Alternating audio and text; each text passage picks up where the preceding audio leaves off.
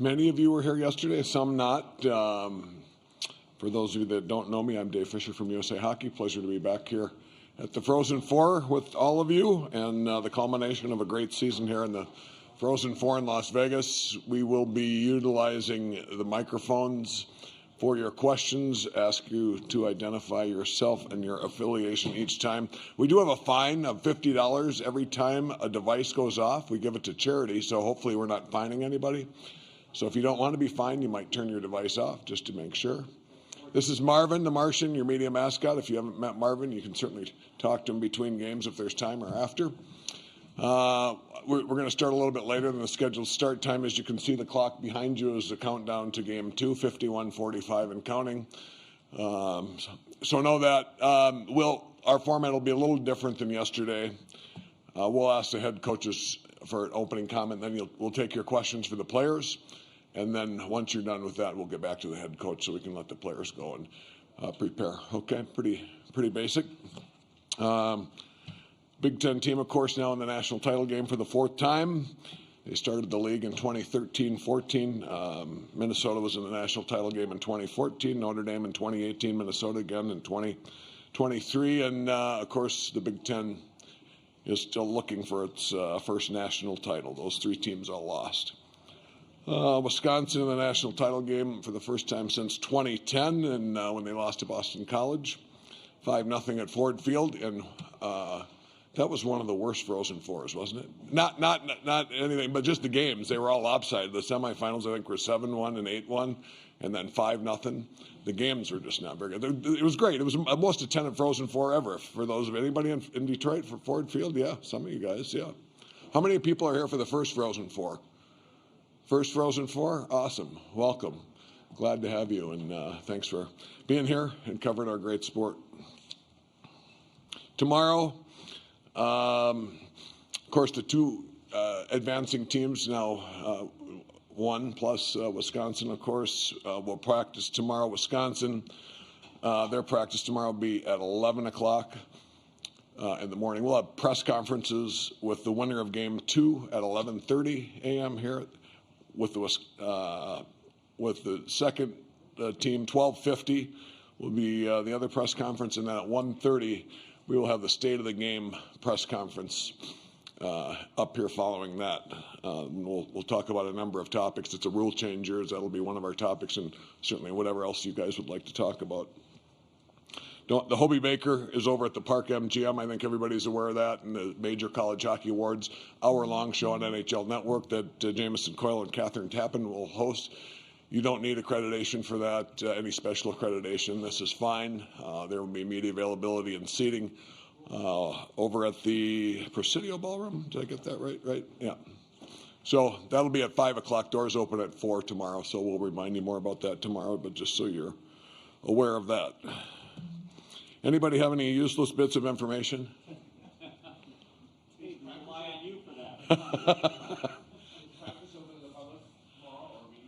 I believe that is true, but let me confirm that. Yep.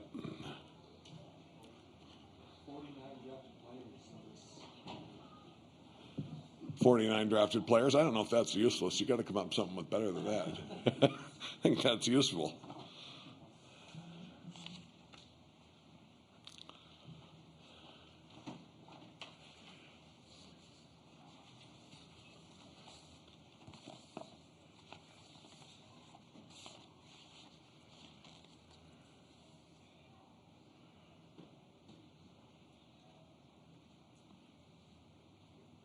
But it was a good try, Peter. It was not bad.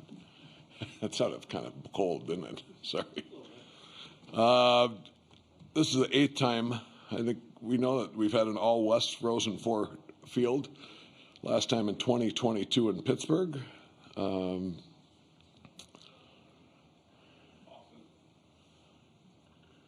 Boston. Is that the last time? Oh, Boston. Oh, yeah. Sorry. Yeah, good point. Pittsburgh. I can't read. And I can't type either. Both. Thank you, Smitty. Yeah. How do we like Smitty's outfit today? Looking pretty sharp, huh? He's always got the style. If you don't know, Brian Smith is Associate Commissioner Hockey East, oversees PR and many other things. Just arrived on the scene with us late last night.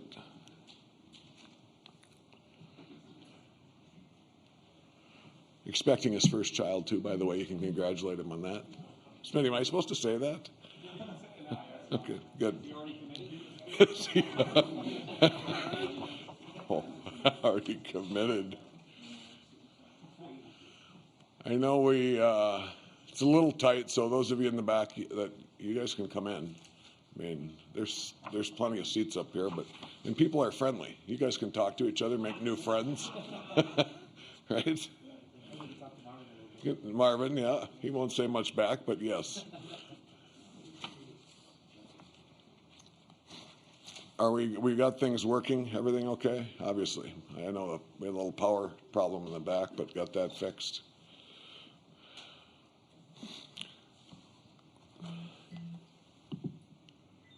All right.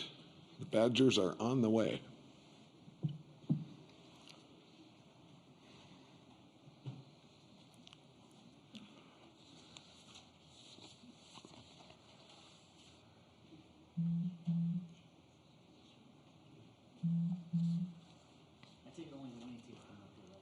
No, both teams will be here. Yeah.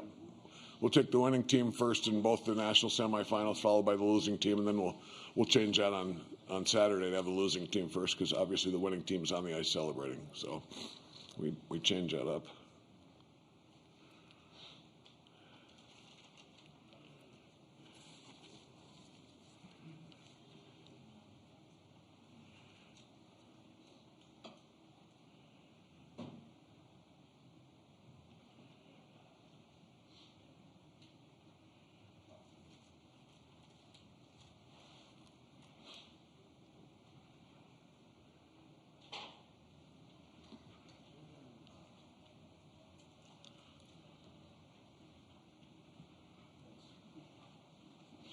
Hey guys.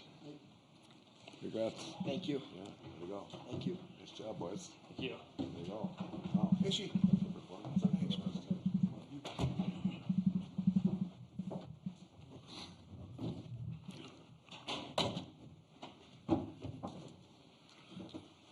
All right, we will begin with just some opening thoughts from Coach Hastings. Mike?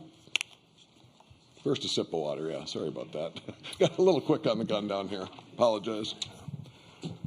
First of all, I want to say,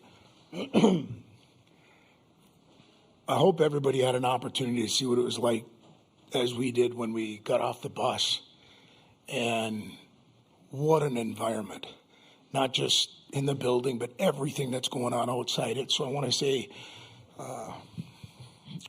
thank you to the NCAA and for Vegas hosting this. Secondly, we knew North Dakota would be a real difficult out, and they were. And at this time, you just got to find a way to survive and move on. And we bent, but we didn't break. Real good start. They flipped the game on us in the second period.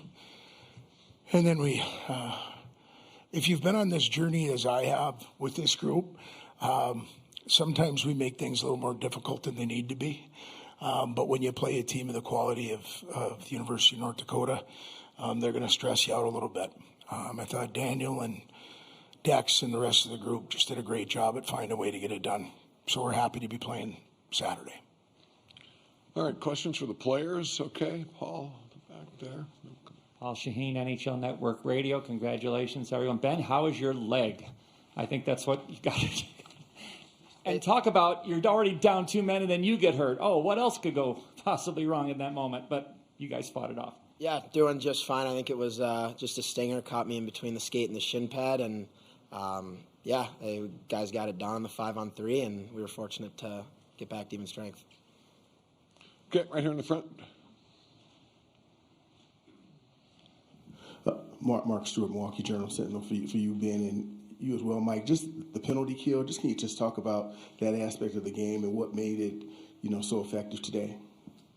We spent a lot of time preparing against their power play, watching a lot of film, and honestly, at the end of the day, I think this time of the year it comes down to the want to get the puck out, the want to block shots, and I think that was the difference with our kill tonight. Guys took a lot of effort on blocking shots, getting in lanes. and I'll take the next step with that because the guy at the end of the table won't talk about himself. Your best penalty killer's got to be a goaltender, and he definitely was tonight.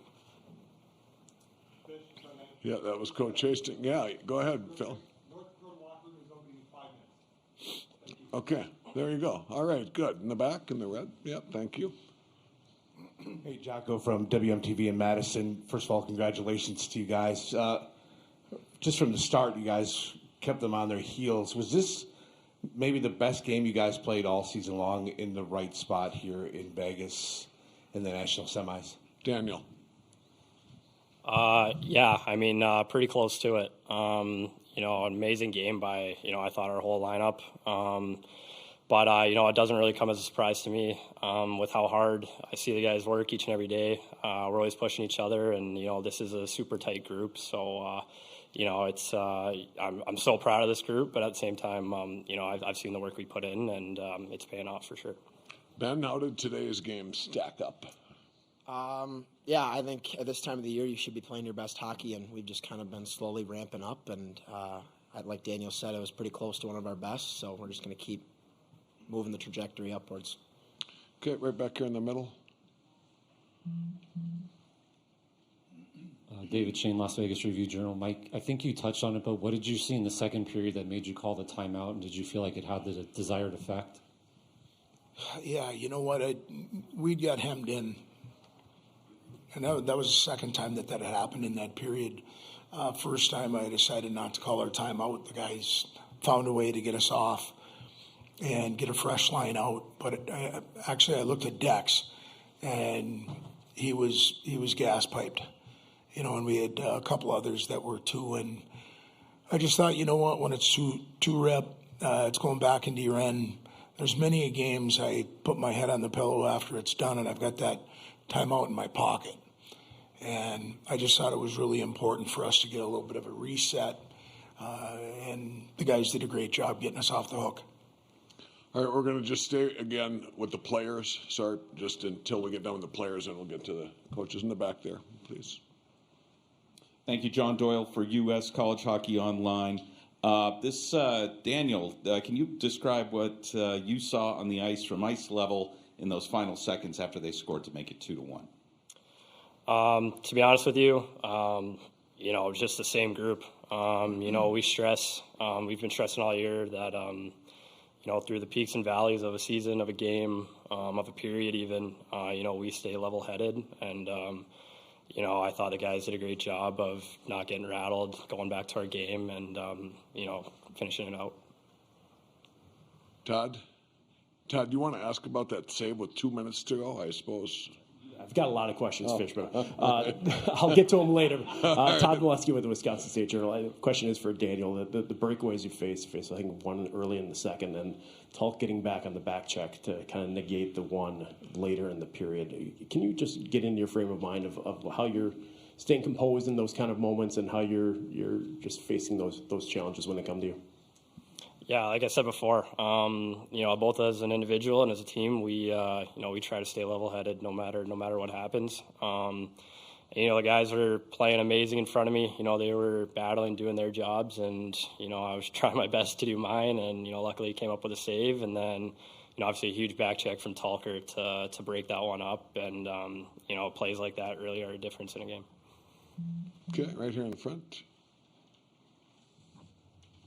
Johnny Lazarus, USHL. First off, congrats, guys. And this is for Ben. Obviously, scoring that goal, first goal of the game, is huge for the confidence. But to score again 27 seconds later, I imagine gave the bench a big boost. But can you talk about how you saw that play develop in the neutral zone and just what it did for the confidence in the group to score 2 goals that quickly?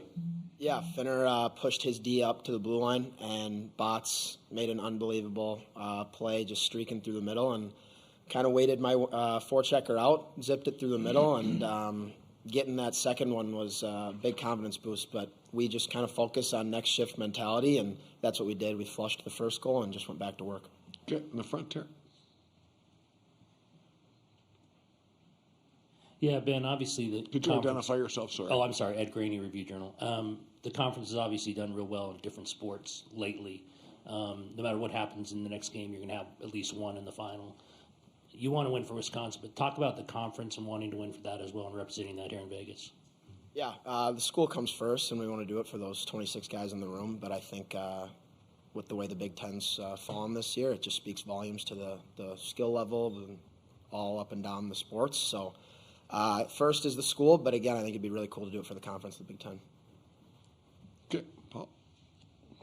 For Ben, Can you identify yourself? Bigger part, Paul Shaheen, NHL Network Radio. Ben, first to you. What does your goalie do for you today and throughout the season to make your job easier? And Daniel, first, what did the defense do especially well today to make your job to whatever degree easier despite all the big saves you made? Ben.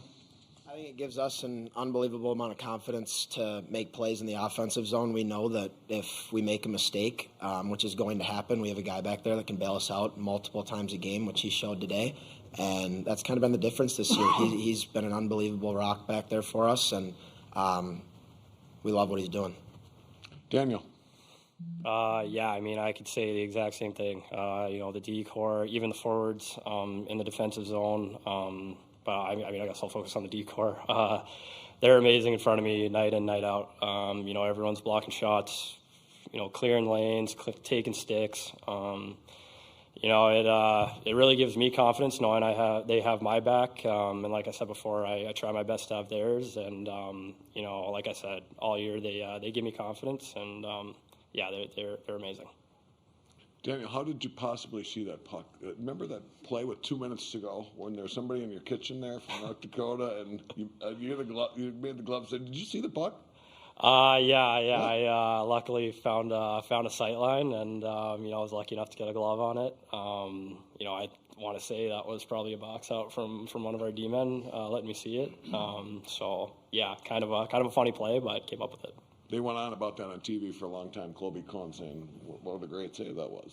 It was, of course, yeah, in the back. Brian Salmon, the NBC here in Las Vegas. First, thanks for coming out here. We appreciate you guys being out here. For you guys, what was the atmosphere like for you? Your coach talked a little bit about it, but coming out here to Las Vegas, having the Frozen Four out here for the first time, your thoughts? Ben. It's been unbelievable. It's a little different than I think anywhere else, but in a good way. We got on the ice for warm-ups, and it was, for me, the best atmosphere I've been a part of. Two very loud fan bases that brought a lot of energy today, and it's been an unbelievable host so far, so we're really appreciative. Daniel, how was it for you?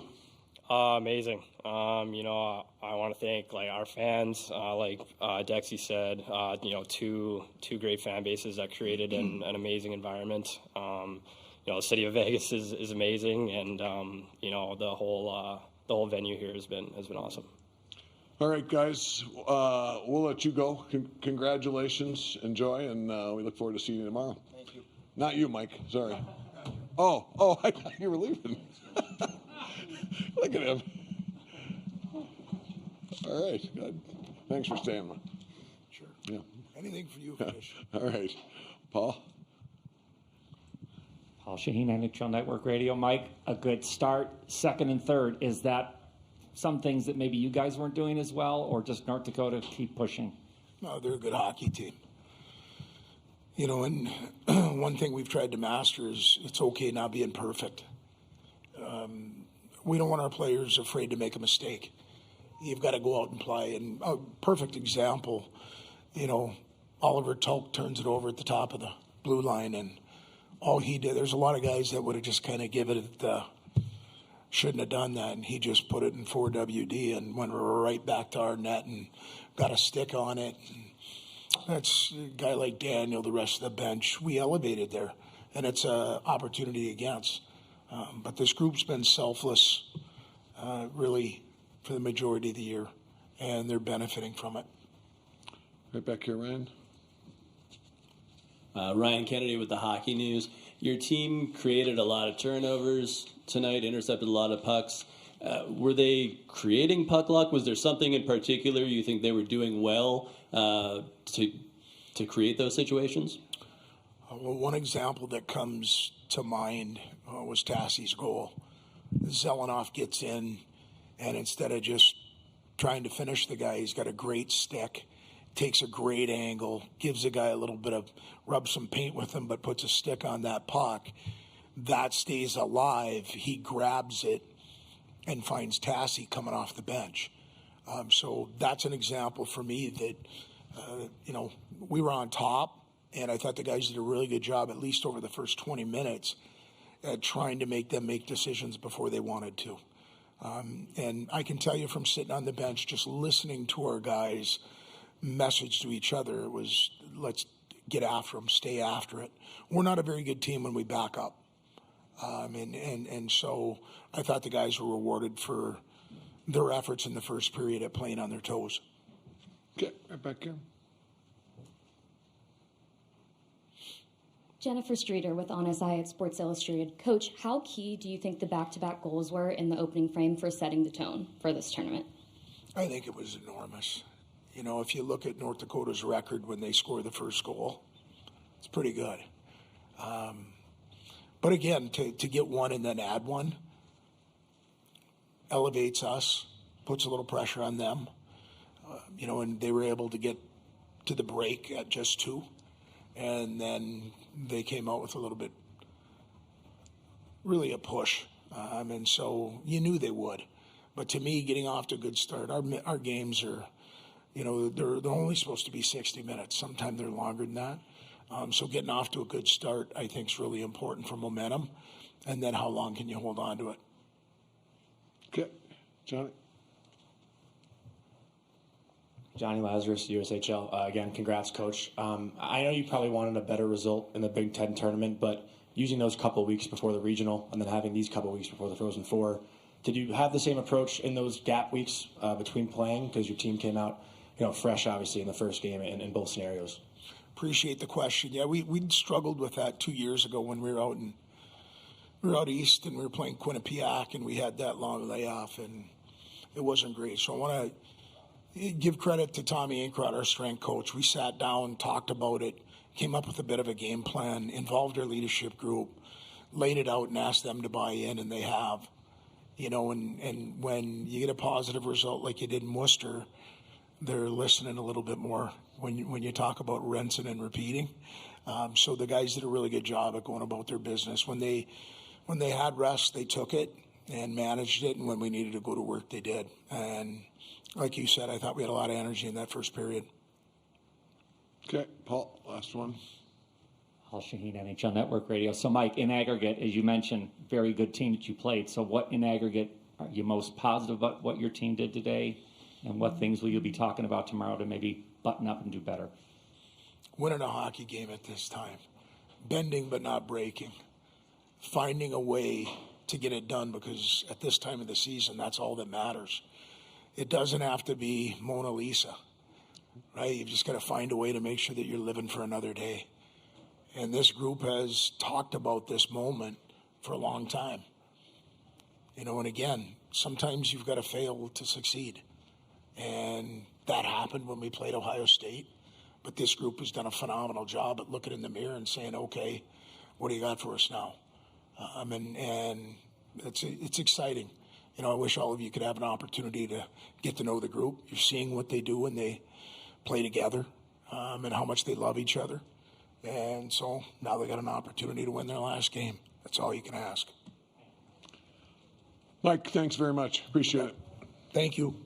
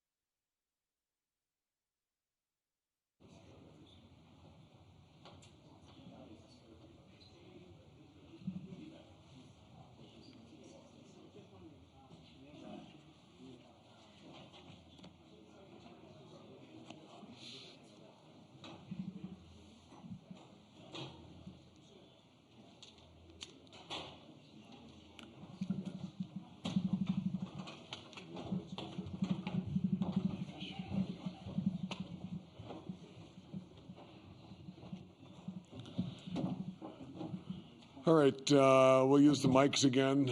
Please identify yourself and affiliation each time, and we will begin with just some opening thoughts from Coach Jackson. Dane? Guys, just in front too, if you can lean up to the mics to help the sound people, that'd be great. Thank you. I guess gotta first of all say congratulations to Wisconsin. I thought they checked extremely well, played with a lot of pace and a lot of tenacity.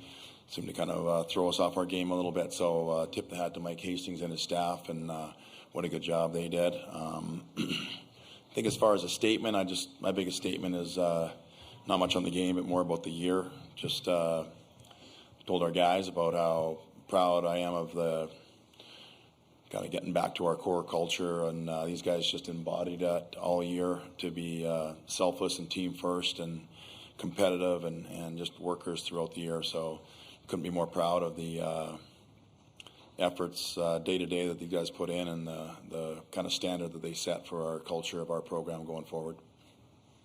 All right, we'll take your questions for the players first, if we can, and then we'll finish up with anything you have for Coach Jackson. Question for the players? Good, Schloss? Okay. Brad Schlossman, Grand Forks Herald. Ellis, what did you think happened in the first period? Yeah, I think it was maybe a couple of laps of judgment there. We didn't really come out hot, and they were ready to play. Their second goal was unfortunate. The guy jumped our F3 and kind of had a mini breakaway there and scored. And it's just hard in these games to go down like that early. But I thought we kind of fought back, but it was just a little too late. Okay, further questions for the players? Okay. Anthony Dillett, Dakota student. Guys, you've had some, or I guess Jake mostly, had some difficult seasons, difficult ends to seasons. This year, taking away a regional championship and the Penrose, how does that feel? Yeah, this group is just so special. It was so much fun to come to the rink with each guy every single day. And yeah, I mean, what we built this year, the tradition is back. We want North Dakota hockey to be at the top every single year. And, I think under Coach Jackson, it'll be like that for a long, long time. So, yeah, I mean, I just couldn't be more proud of the group, what we did this year, getting that tradition back to what North Dakota wanted. And, just love every single one of these guys. Ellis, you want to chime in on that, the season? Yeah, I know it was my only 1 year here, first year here. And it was just so special. I mean, there really is levels. Where I was coming from, it was a lot different, and just how professional it is here, and just a great group of guys. We talk about a lot how good everyone is on the ice, but it was one of the tightest teams I've ever been on. And like Liver said, just coming to the rink was so much fun. I was so excited to come to the rink every day, and it sucks to not go all the way, but I think North Dakota hockey's in a really good spot with Jacks, and it's going to be exciting moving forward. Okay, over here on the end. Anthony Travaglia, College Hockey News. Jake, you guys had that 5-on-3 there for pretty much a full 2 minutes. Did that kind of feel like a chance where you had an opportunity where if you just got one, things would have flipped in your favor?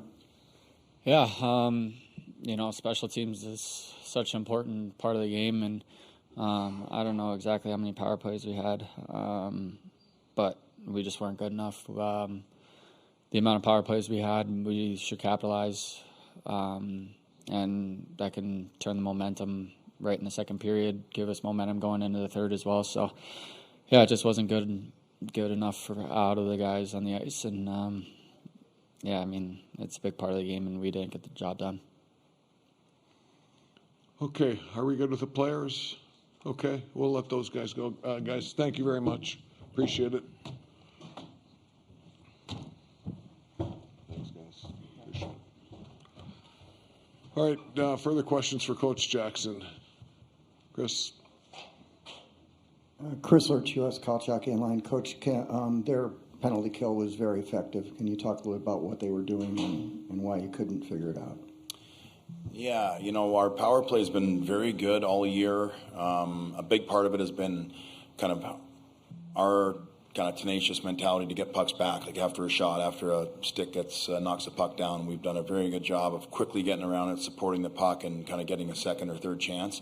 We didn't seem to be able to do that well. When they disrupted us, then they seemed to get the clear. And when you're coming all the way down, that kills a lot of time on our clock. So I think that was one of the keys, is that just weren't quite quick enough to support pucks and try to get those second chances. All right, Brad. Brad Schlossman, Grand Forks Herald. Dane, what did you think happened in the first period that allowed them to get momentum and 18 shots? Yeah, they were just being a little quicker. They were quicker on pucks. It's something that we really talked about. We felt that our last game that we had played good short pass support. If you had the chip and we had guys skating onto it, we played north, we played simple, we played fast, and that's what you need when teams are checking well. You got to get around that puck to make the next small little play. We weren't quite executing at a high enough level. They were tenacious and just quicker, and we weren't managing the puck well. We kind of hoped some pucks to the middle that kind of started some of their plays and kind of gave them momentum. So yeah, I just thought they were they were a little sharper, and our execution wasn't good enough to kind of break through their checking early on. I thought as the game went along, we did a better job of it, but early on, and then we made a big mistake, giving up a breakaway when we had kind of numbers back. We kind of left the middle open. We didn't track back well enough, and we got to protect the middle first, and we didn't do that. So that was, that's a big mistake. Okay, Brad. The 5-on-3 power play. What did you see on that, and what was your assessment? Yeah, just again weren't quite crisp enough. I thought we had a couple of good looks, but when you get the full 2 minutes, I think that was kind of a moment in the game that we had to get one. It seemed like goals were hard to come by. That was a critical juncture. Our power play's been good all year. We did practice it over the previous practices before we came here. So I thought we were prepped, but we just didn't execute at a high enough level. When you get a one-timer, you got to hit your spot, and they got some clears on us where normally, especially 5-on-3, we should be tenacious enough that we should be able to keep that puck alive generally, and we just didn't quite have that. We weren't in sync quite enough there. Okay, over here. Taylor Budgman, Sports Coach. Just what does this year's team mean to you? Yeah, that's a good question. It means a lot.